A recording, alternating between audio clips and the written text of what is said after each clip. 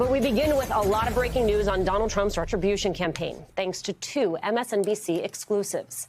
MSNBC is reporting that Trump's handpicked U.S. attorney in the Eastern District of Virginia, Lindsey Halligan, could not find any career prosecutors in her own office who were willing to pursue charges against former FBI Director James Comey.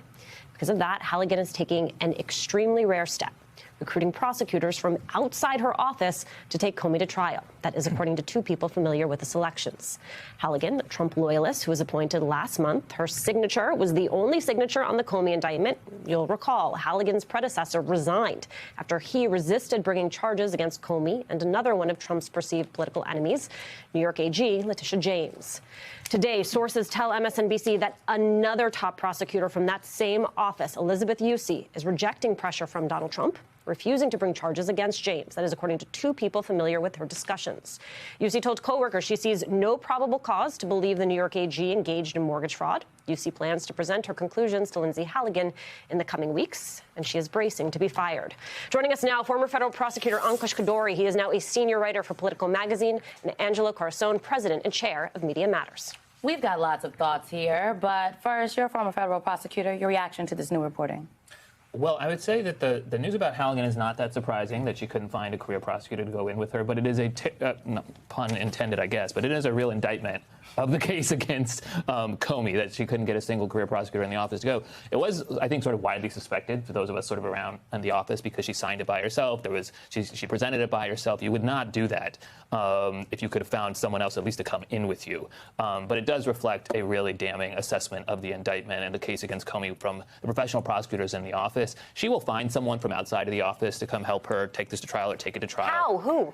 There are people, see, this was underestimated during the first submission. There are conservative and Republican lawyers throughout the DOJ and U.S. attorneys' offices throughout the country, right? There's a U.S. attorney office in every district, judicial district in the country. That includes the South, right? It includes deep red states. John Durham managed to staff a whole team of prosecutors for that ridiculous waste of time and money that resulted in 2 acquittals in front of juries, including a false statements case in this jurisdiction, which may end up bringing somewhat prescient and a sign of things to come. You know, for me, Angela, this is just an ongoing drip story about another prosecutor who refuses to bend to Trump's will or is fired for that. And my question, as the lawyers kind of jockey and try to figure out, will I or won't I, how does this play in the orbits that you're in? I mean, when you're thinking about the array of storylines that are out there, my belief, or at least my assessment, is this doesn't land the way some other stories land. And I'm but it's, as Ankush can tell us, it's a critically important part of the overarching story because as the lawyers go, so at this stage goes the country. Right. So how do you assess that that piece? OK, the narrative around the inability to get a lawyer to sign on. And how do the American people and those in the spaces that you're operating look at this? So a couple of things about that. One, it's worth considering, and you mentioned Durham, and I'm glad you did, because it may not be common knowledge for most people in America, but for the right-wing media, the audience that you're talking about, Durham is a name they know. Mm-hmm. Because for him, he was heralded for 2 years as if he had won the war on Christmas for conservatives. Right. I mean, he was going to be the guy that came in and put all these people in jail, from Barack Obama to Hillary Clinton to James Comey. They heard relentlessly, if you listen to talk radio or Fox News, that it was coming, that his special prosecutor, he was going to do this investigation. It was all going to be exposed. And at the end of the day, nothing happened, especially to the people they cared the most about. So they've been down this road before, and they don't want to get excited and lose again. They've lost a lot of confidence. They still want spite and revenge against these figures, but there's nothing new here for them. This is the same old con. And I think the best example of that is that you don't see people like Fox or Sean Hannity hyping this. You know who the biggest voices on this are? Gateway Pundit and a Twitter account called Pepe Lives Matter.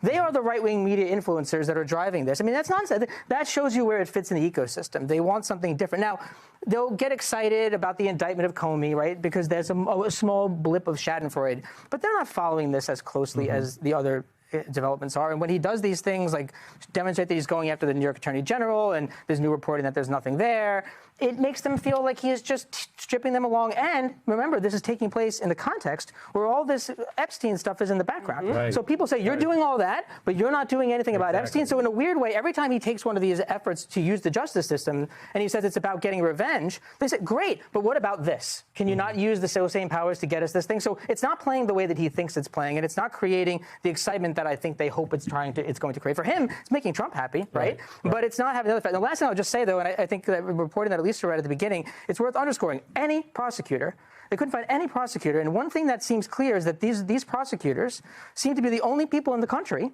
that at least in many of these big, powerful positions, that don't seem to think Trump is going to be the president forever. Because they're the ones acting like he's the lame duck that he is. And I think we should all take a lesson from that they're looking down the road, too, and saying, yeah, this is going to pass. And they're going to follow the law because that's going to ultimately be in their best interests. And that's an important lesson. You mentioned something about this earlier today as we were chatting on our call. We talked about this letter from these nearly 300 former officials from the Department of Justice. This is what they wrote in this open letter today. We believe it's our duty to sound the alarm about this administration's degradation of DOJ's vital work and its assault on the public servants who do it, according to an open letter signed by 282 former officials obtained exclusively by MSNBC. The former official President Donald Trump's Retribution campaign has reached a fever pitch, with MSNBC exclusives revealing a deepening crisis of conscience within the Justice Department. In Virginia's Eastern District, Trump's hand-picked U.S. Attorney Lindsey Halligan, appointed last month, couldn't secure a single career prosecutor to pursue charges against former FBI Director James Comey. Halligan, a loyalist with no federal trial experience and the sole signatory on Comey's September 26 indictment, must now recruit outsiders for trial, a rare and damning step signaling the case's frailty. Her predecessor resigned after resisting indictments against Comey and New York AG Letitia James. And another top prosecutor, Elizabeth Uce, is defying pressure to charge James over mortgage fraud allegations, citing no probable cause. Uce plans to brief Halligan soon, bracing for dismissal. Former federal prosecutor Ankush Kardori called it not that surprising, but a real indictment of the case. You wouldn't do that if you could have found someone else. He likened it to John Durham's failed probe, which yielded 2 acquittals despite hype, noting conservative lawyers exist nationwide, but this effort reeks of vindictiveness. Kardori warned of backfire, elevating Comey as a political martyr in a transparently political hit. Media Matters President Angelo Carusone echoed the skepticism, noting right-wing audiences, burned by Durham's flop, view these pursuits with diminished excitement. They've been down this road and lost a lot of confidence, he said, pointing to fringe outlets like Gateway Pundit and Pepper Lives Matter driving the narrative, not Fox or Sean Hannity. Carusone highlighted the Epstein shadow. You're doing all that, but not Epstein. Trump's targeting of James, a black woman holding him accountable, fits a pattern of punishing progress. This is about whether hard-won progress can survive when the law is weaponized, he argued, framing it as broader erosion beyond DOJ independence. The exclusives coincide with a sweeping open letter from 282 former DOJ officials, obtained by MSNBC, accusing Trump's administration of a degradation of DOJ's vital work and its assault on the public service. The missive, the most severe since Nixon's Watergate-era scandals, alleges a broader and more sustained assault on independence, policies, and personnel, far eclipsing past controversies. Signatories, spanning Republican and Democratic eras, decried the politicization as a betrayal of Jackson's 1940 dictum distinguishing America from Third World regimes. Trump's public pressure, deleting a Truth Social post branding Comey, Schiff, and James guilty as hell, prejudices trials, risking mistrials like Nixon's retracted Manson remark. Comey's video response invoked his daughter's firing. Fear is the tool of a tyrant. Let's have a trial. The 1.5-page indictment, based on 2017 testimony, ignores a 2019 IG report clearing him. Grand jurors rejected a third count, with only 14 of 23 approving the rest, unusual dissent. Carusone stressed outcomes over optics. DOJ independence is overrated, but unfair enforcement resonates. Comey's case, like Cohen's bundled charges, rarely convicts on false statements alone, 1 per decade. Trump's audits of Comey and McCabe during his first term, plus investigations for cooperation, underscore the chill. A chart of targets, dismissed Adams case, Bolton probe, vowed pursuits of Schiff and James, paints Retribution's scope. Cardori noted prosecutors' foresight, they're acting like he's the lame duck he is, betting on future accountability. The letter's sweep, Nixon-level gravity, signals institutional alarm. As Epstein petitions gain traction, 218 signatures post-Grijalva win, Trump's drip failures erode credibility. They'll get excited about the indictment.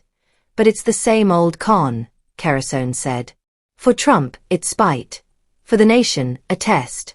Will weaponized law survive scrutiny, or forge martyrs? With midterms